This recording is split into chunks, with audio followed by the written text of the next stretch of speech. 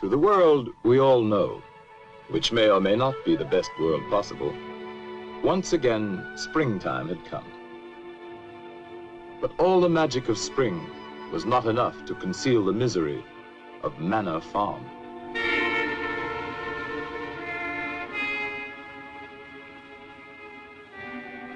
Once thriving and fruitful, the farm and its owner, Mr. Jones, had fallen on evil days. Beset by problems of his own making, Mr. Jones had turned to drink. And for his misery, he had found poor company.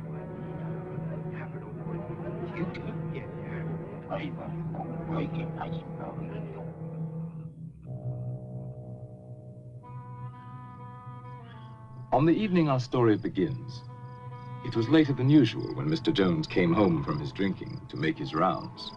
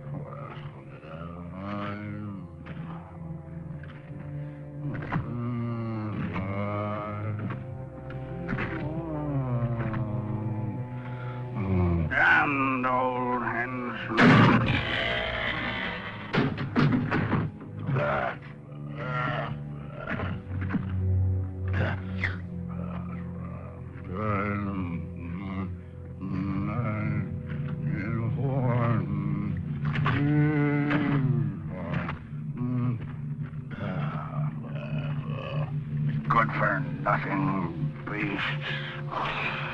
Eat their heads off.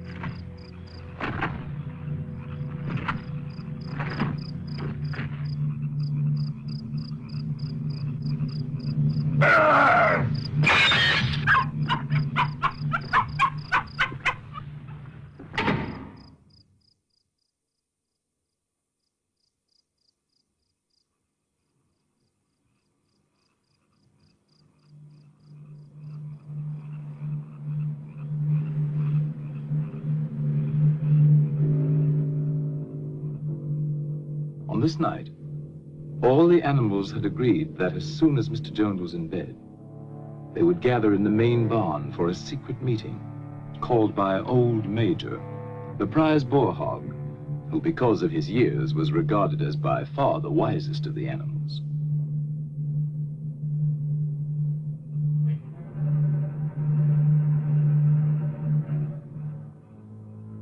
The other pigs started first for the meeting, being clever and fond of taking the lead.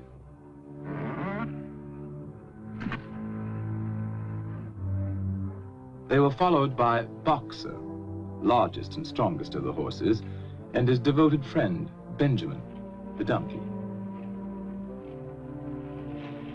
All the other animals, great and small, were anxious to get there, for such a meeting had never been held before.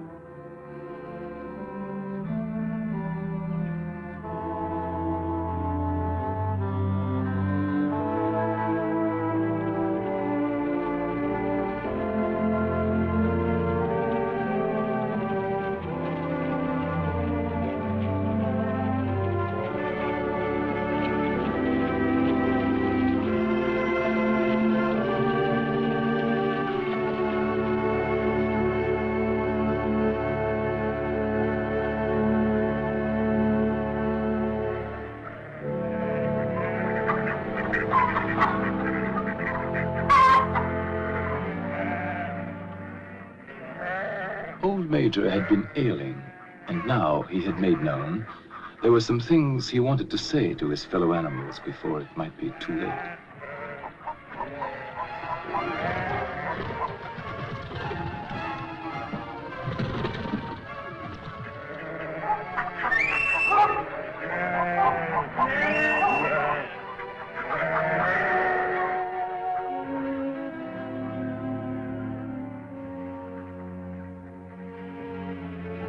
It took a while for all to find their seats. The pigs had taken up the best positions immediately in front of the platform. Among them, Snowball, determined to get a good view. And Napoleon, equally determined and even less polite.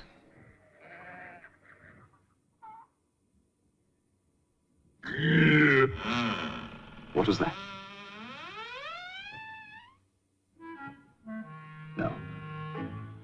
No, it wasn't Mr. Jones.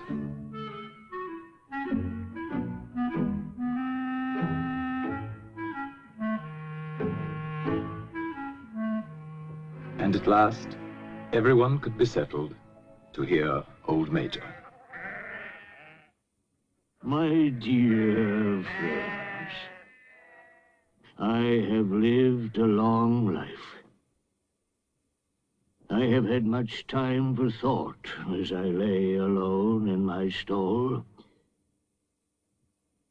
I won't be with you much longer, and before I die, there's something I want to tell you. Few of us will ever know the blessings of a peaceful old age. You, boxer, when you have given the last of your great strength, what then?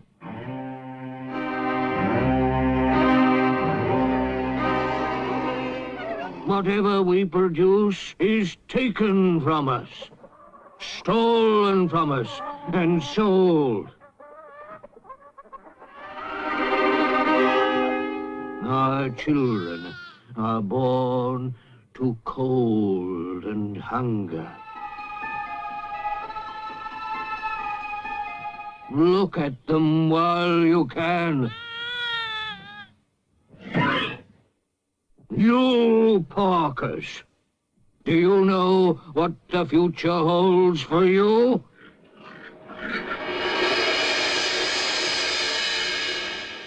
Do we deserve such a fate? Is this farm too poor to support us all? No, comrades. The farm is rich, but we'll never get our rightful share from Farmer Jones. Overthrow this evil tyrant, and we shall be rich and free. Courage! Revolt!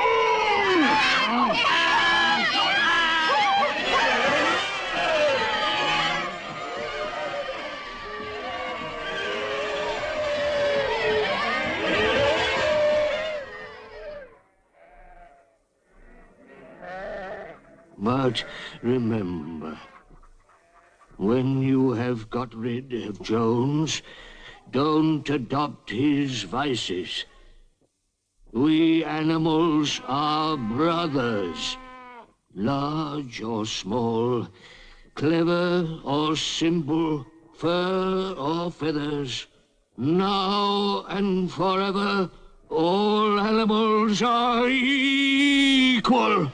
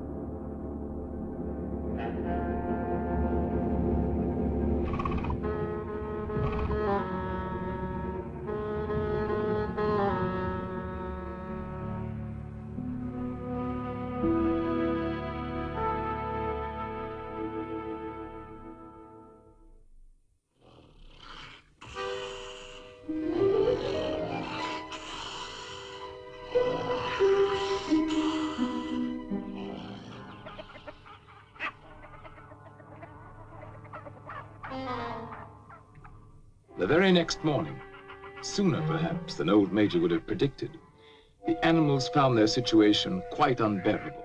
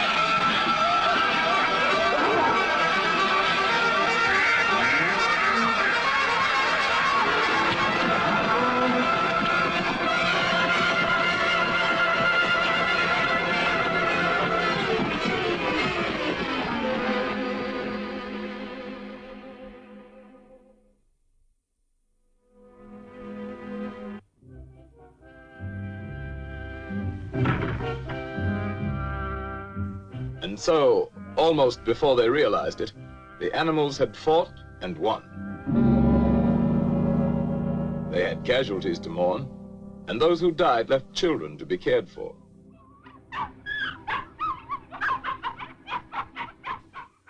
But Manor Farm was theirs, and they lost no time in destroying everything that reminded them of hateful Mr. Jones.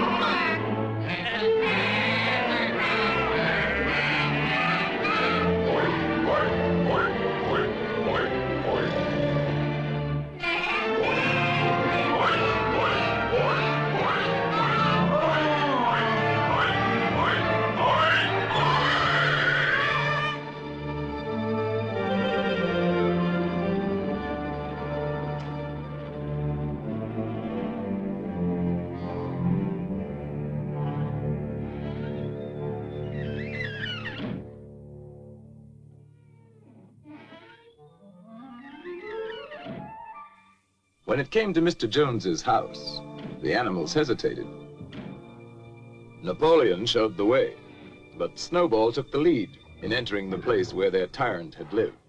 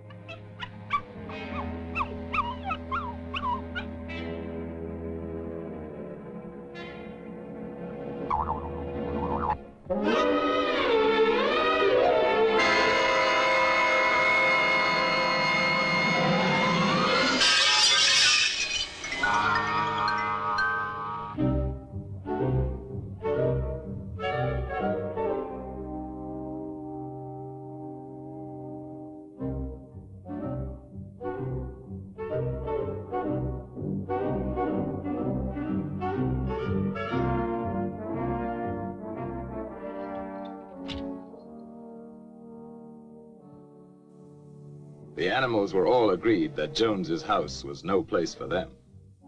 All, that is, except Napoleon.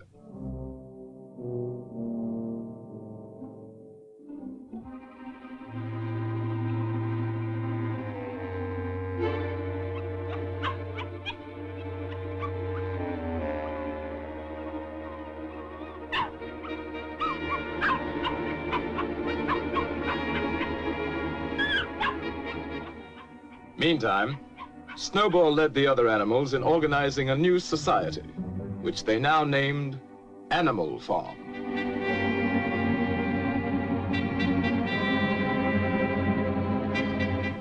So that all might see and agree, the laws of Animal Farm were inscribed in a prominent place, to be remembered and obeyed forever.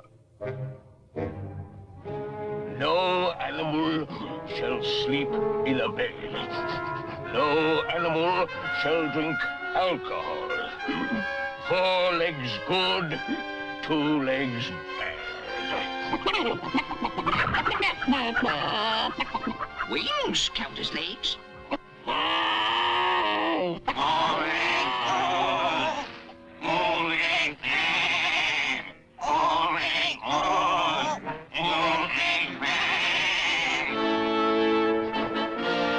No animal shall kill another animal. All animals are equal.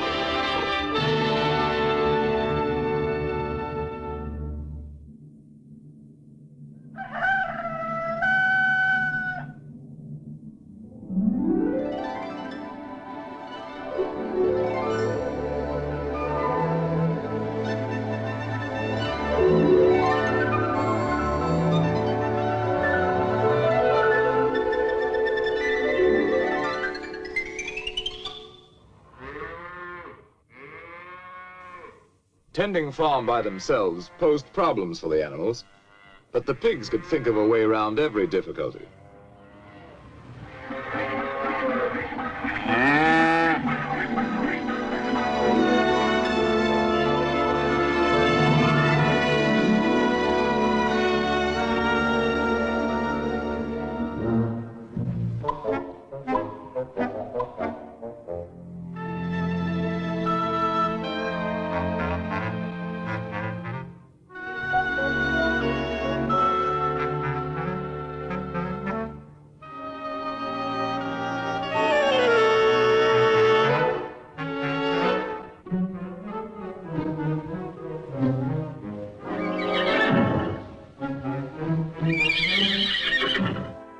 Boxer was the admiration of everybody.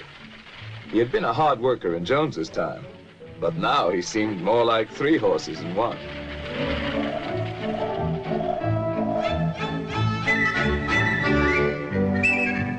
Instructed by Snowball, other animals worked out the rest for themselves, and the farm work was done like magic.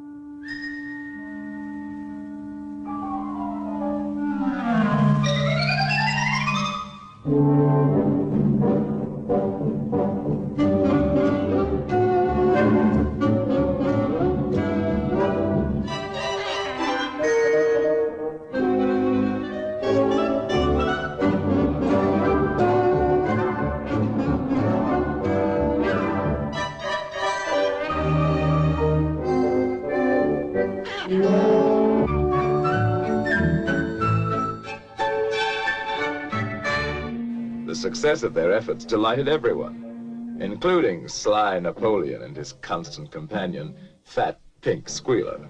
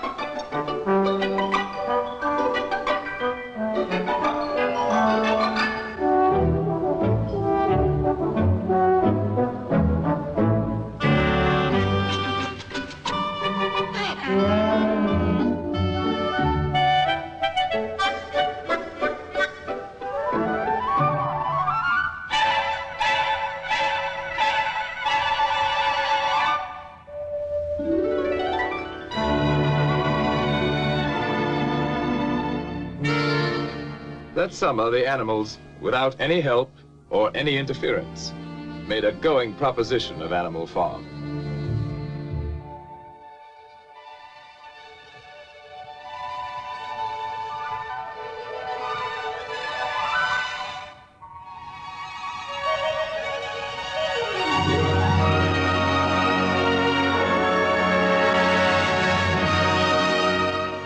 The fields yielded richly, and they were cut and gleaned with diligence and devotion.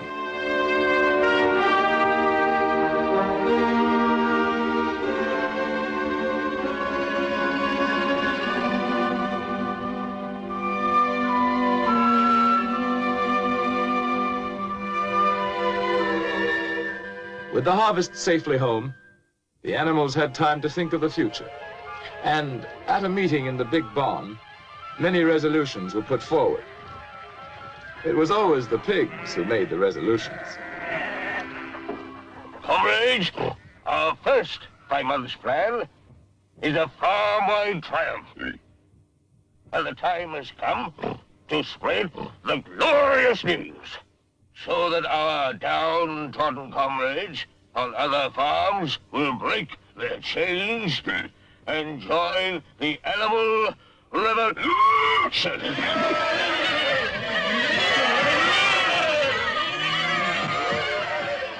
Go! Tell the wonders of Animal Farm to the world!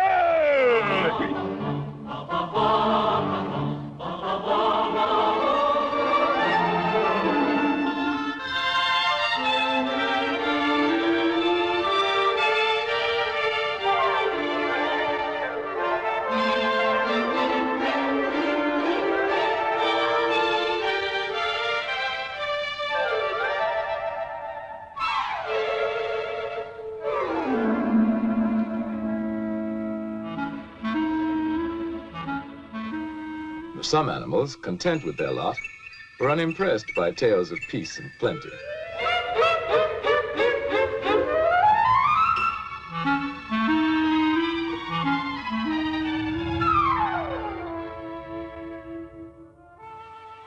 Others, happy in their own surroundings, were alarmed at the thought of any change.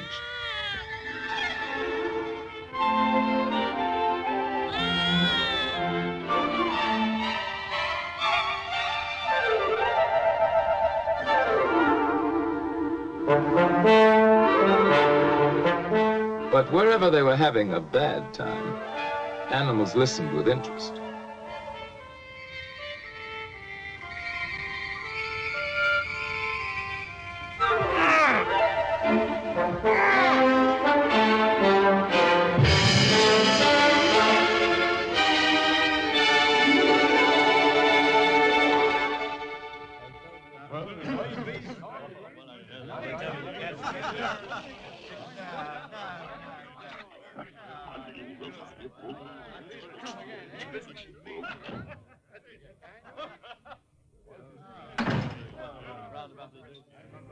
In certain quarters, the rebellious behavior of a lot of dumb animals caused indignation and much conversation. But nothing was done about it, for the drunken Mr. Jones and his cronies did not know what to do. Snowball felt that education was the animal's next necessity. Some of the animals were brighter than others, of course. B! C! D!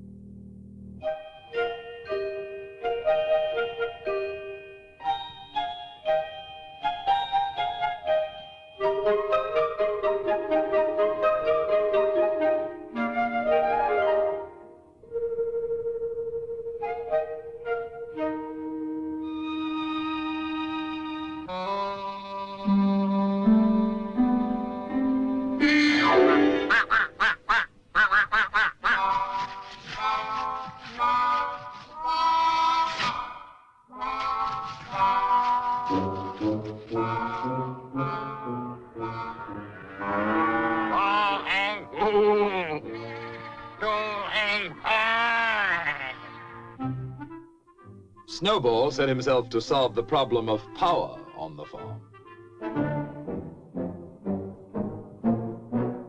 And so did Napoleon.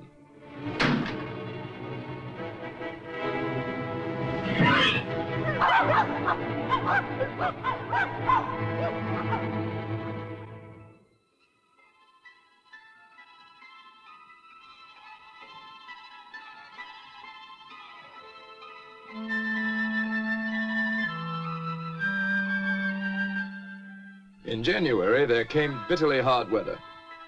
Inexperienced management brought shortages to Animal Farm. But Snowball continued his thinking for the future.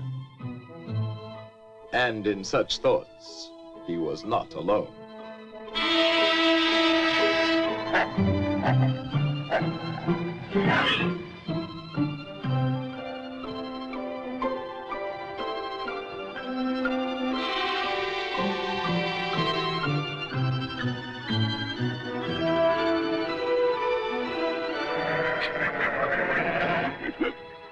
Comrades, I have prepared a new plan for Animal Farm.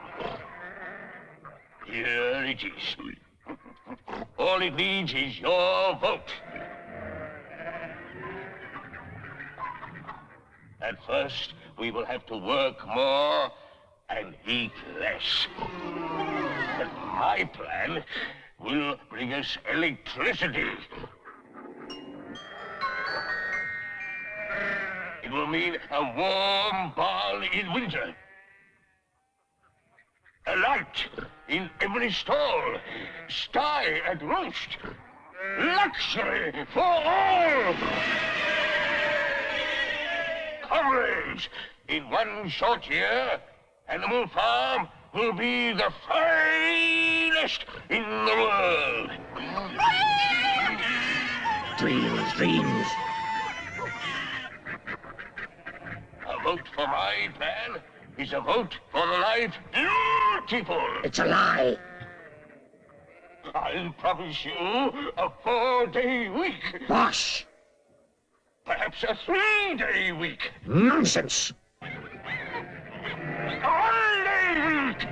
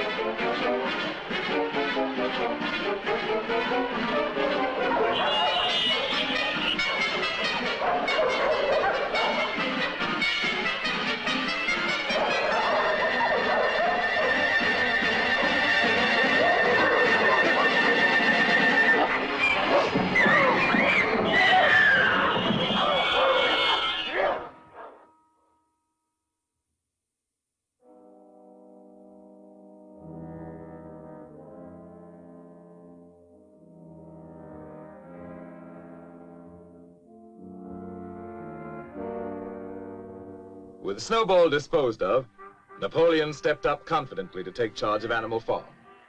And Fat Pink Squealer became his obedient follower and assistant.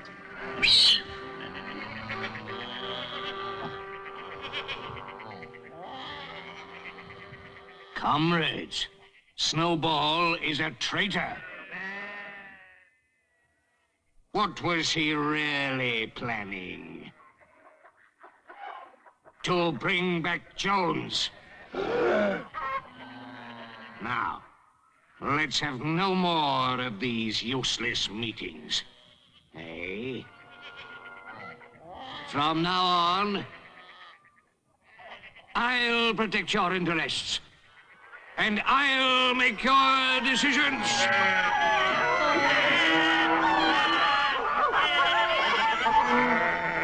Let me show you my plan for Animal Farm.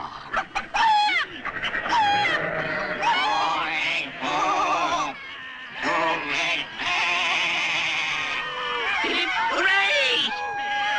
For Napoleon!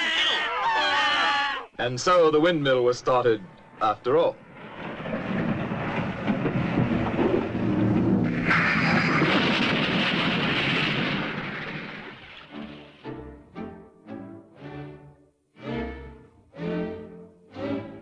Nothing could have been achieved without Boxer, whose strength was greater than that of all the other animals put together.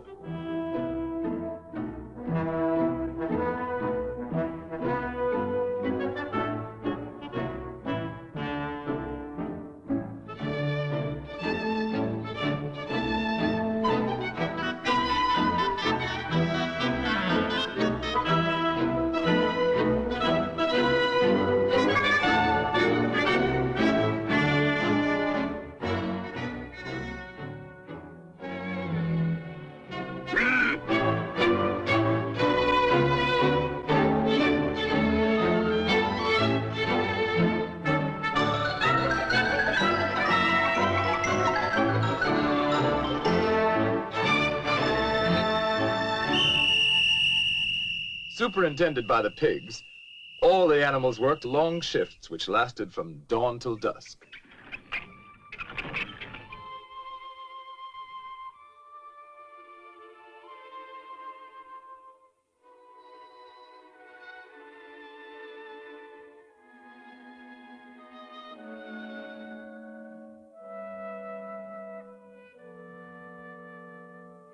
Rations were shortened for the workers, but the pigs, by virtue of their brain work, were plentifully provided for. But the greatest inspiration came from Boxer, who, with his friend Benjamin, worked early and late, in season and out.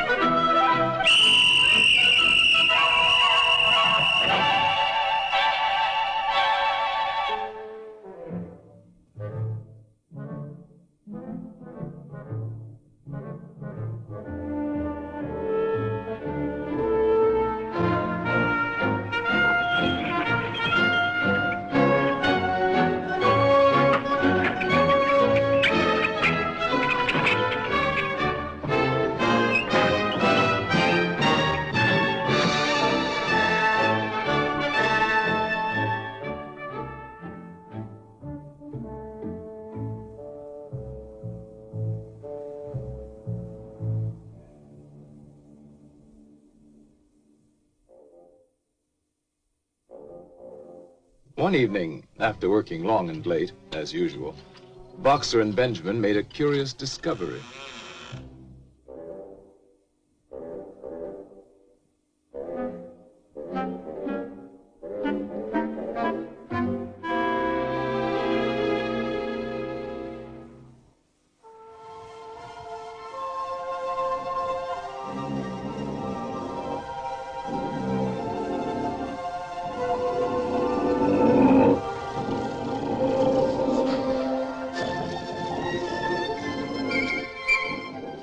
Word of what now went on at night in Jones's house spread quickly through Animal Farm.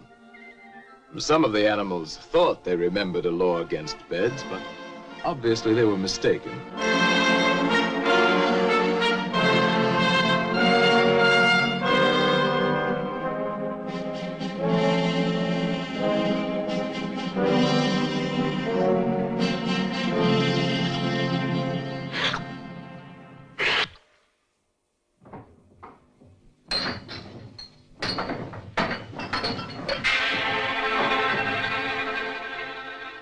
And now, other changes in the laws of Animal Farm were in store.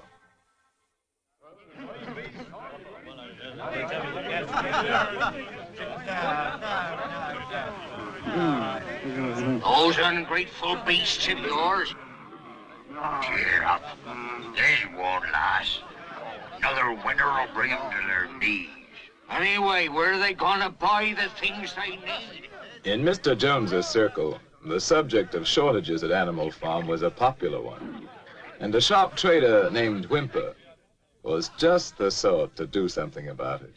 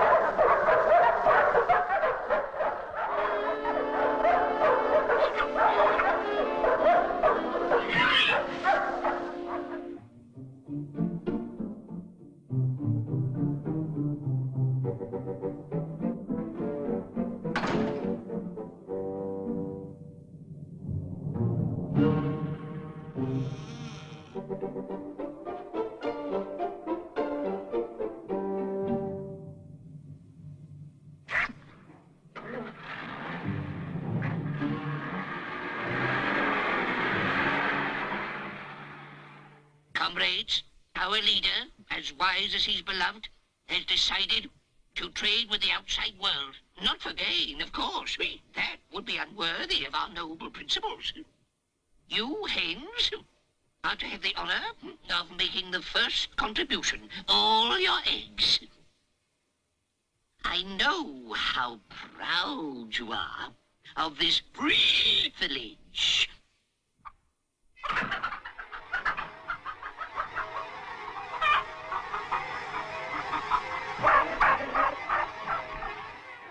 The chickens seemed to remember old Major saying that their eggs should never be taken from them.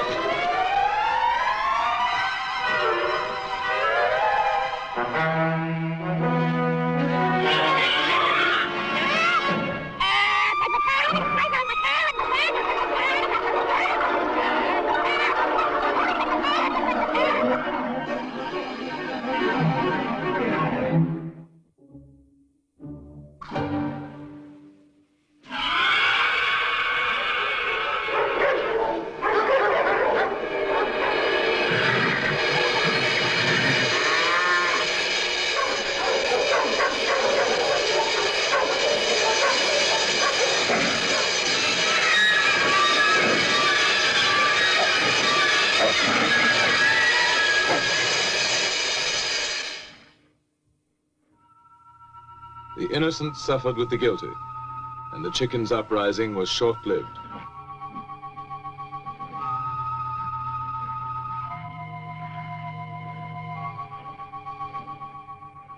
Comrades, I have made a terrible discovery. There are traitors among us. Yes, comrades. In league with Jones and Snowball. To destroy Animal Farm.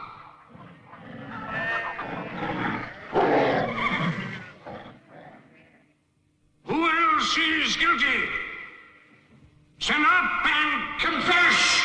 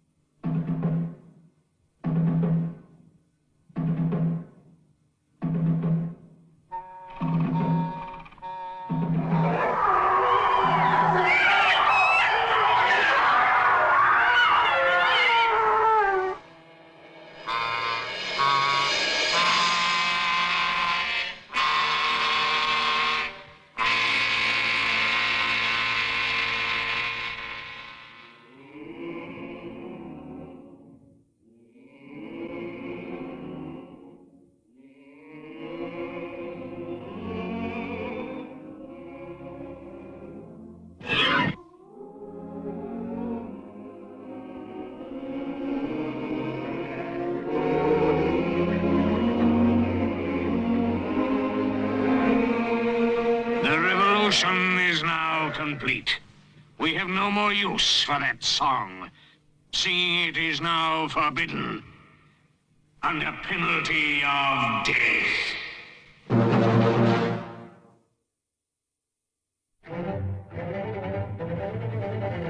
Trade between Animal Farm and the outer world now became quite brisk.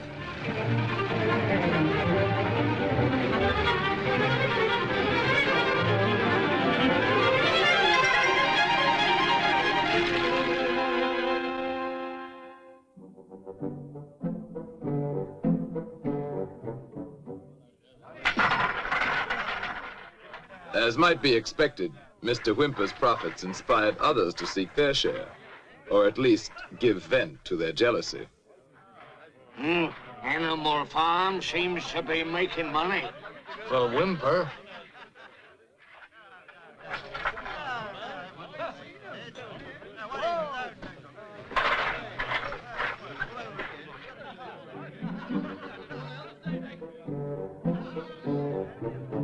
Who ever heard of animals running a farm? Have you seen a windmill? Come on, let's kick him out. Yeah, kick him out.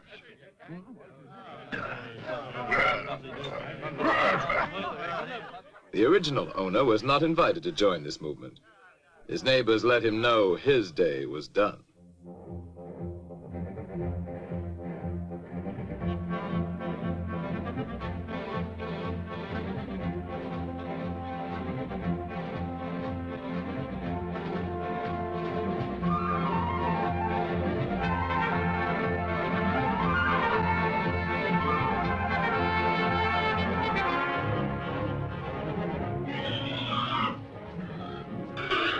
Comrades, the enemy has mobilized all his forces against us. We must save Animal Farm from the hateful enemy at all costs with animals.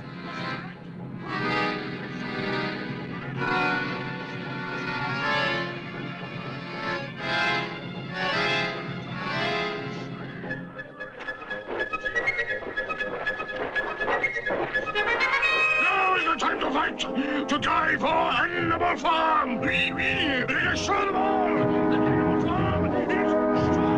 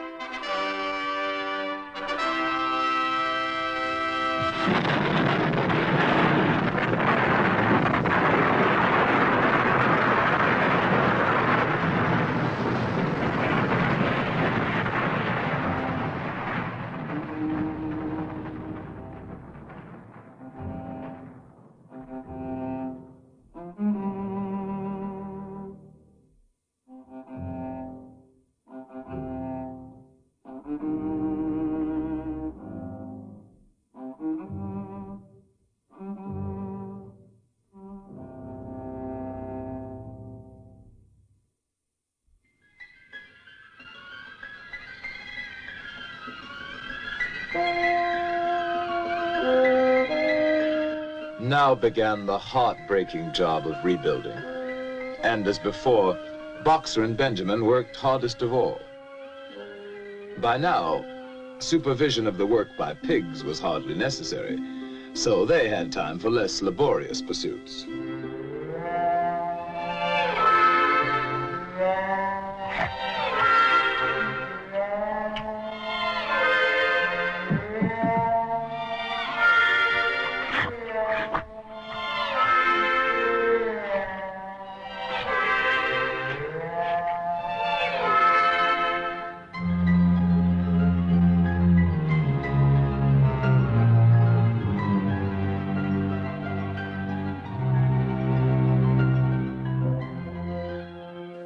Long after the other animals left the job, Boxer and Benjamin worked on and on, giving their all, year in, year out.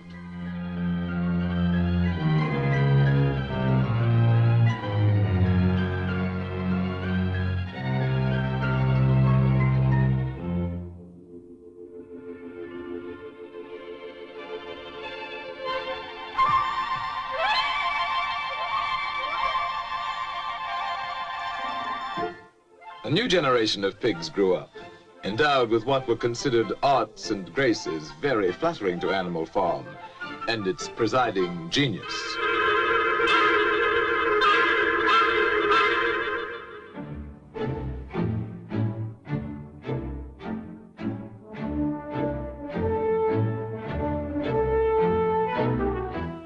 But still the windmill was not finished, and Boxer's injured foot got worse instead of better.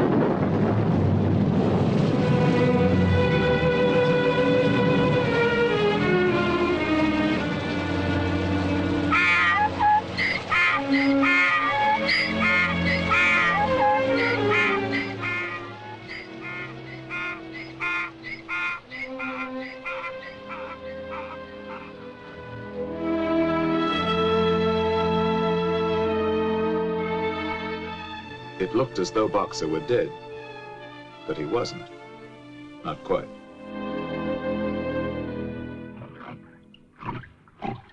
Boxer's hurt bad. He'll never work again. What do we do?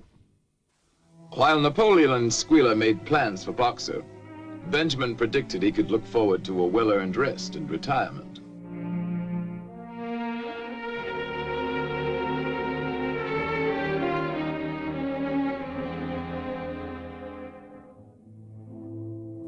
Next day, the windmill work went on as usual, but now without Boxer. And during the morning, what appeared to be an ambulance arrived. Only Benjamin suspected it wasn't an ambulance.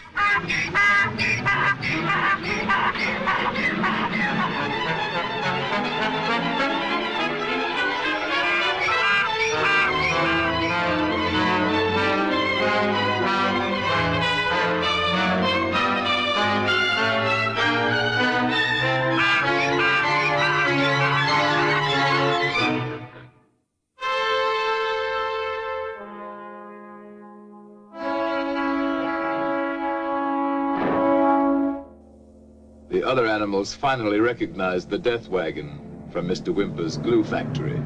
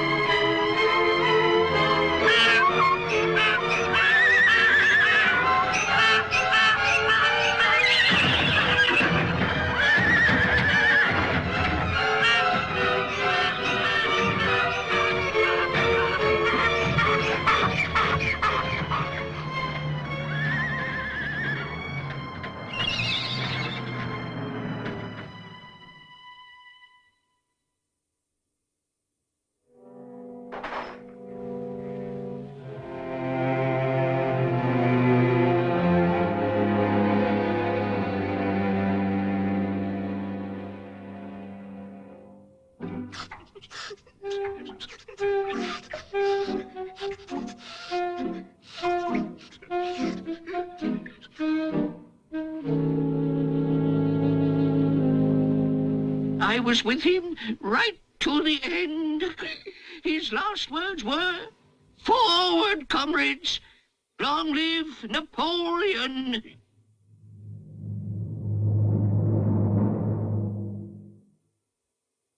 As for the wicked rumor that Boxer was sold to a glue factory, our beloved leader would never do that.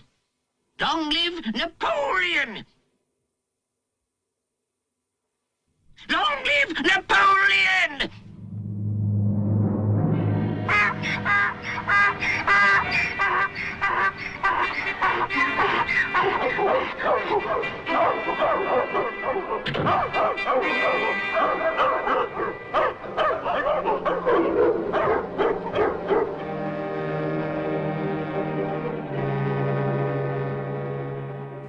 And that night, the pigs drank to Boxer's memory in the whiskey they had bought with Boxer's life.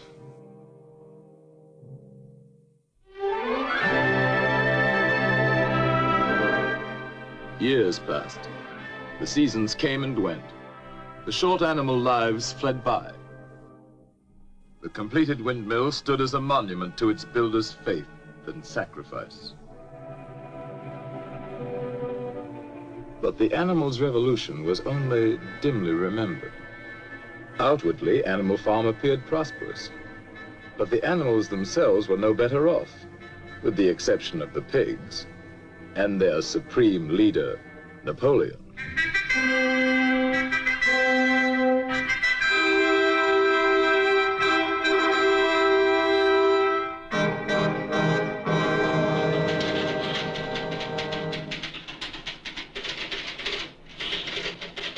His pig-run enterprise now had many of the frills of real civilization. And one fine day, pig delegates from far and wide arrived at Animal Farm to celebrate the coming of a new era.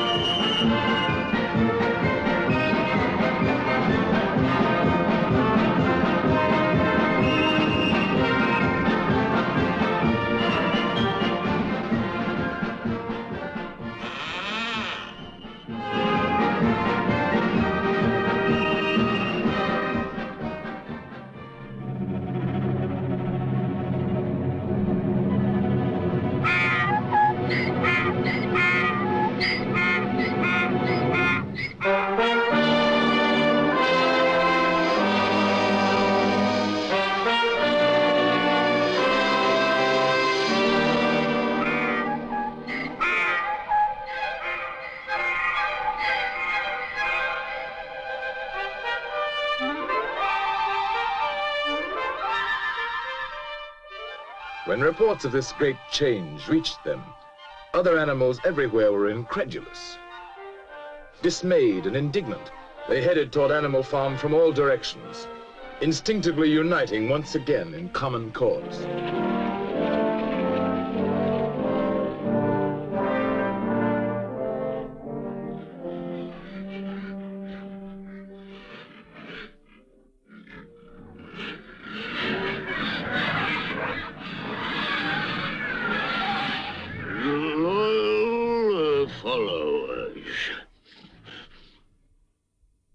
On farms owned and operated by pigs, there is order and discipline.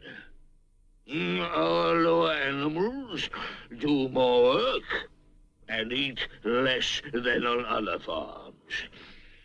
This will encourage you to make your lower animals work even harder and eat even less.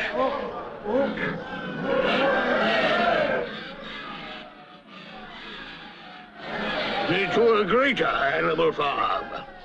To peace and plenty under pig rule.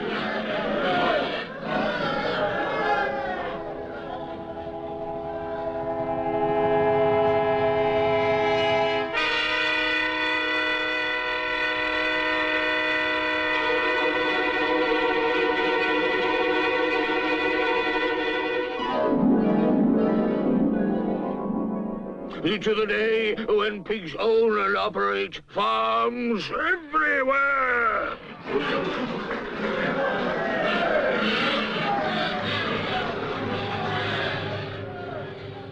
To the animals, it now seemed that their world, which may or may not someday become a happy place to live in, was worse than ever for ordinary creatures.